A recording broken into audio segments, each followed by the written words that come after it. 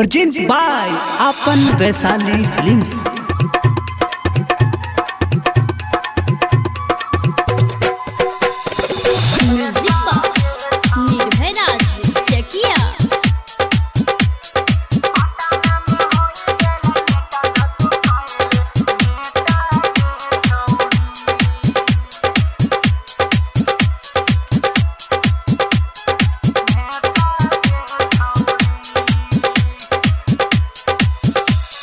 मिले खातिर कही के धोखा काहे देले गे छौरी।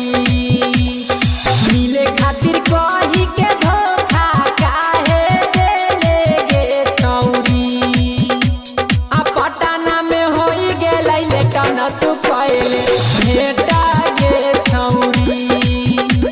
आ पटना में होई गेलै लेटन तू कहले भेटा गे छौरी।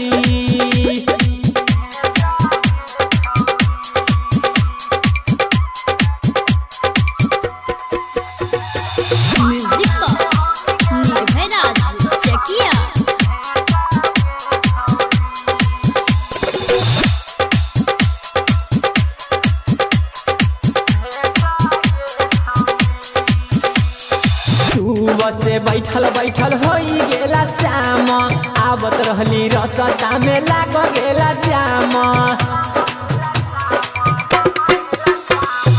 सुबह से बैठल बैठल होई गेला श्याम, आवत रहली रसता में लाग गेला जाम।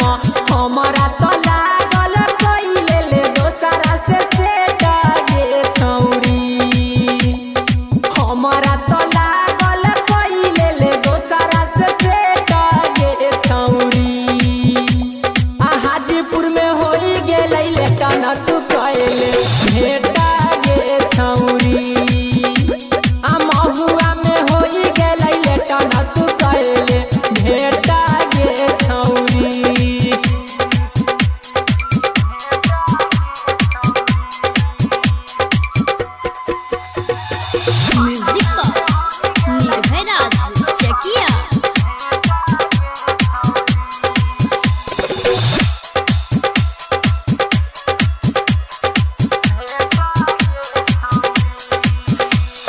राइटर विकास पागल देखत रहले राह, रंजन रंग बाज के धई के घूमत रहले बाह।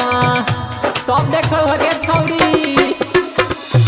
राइटर विकास पागल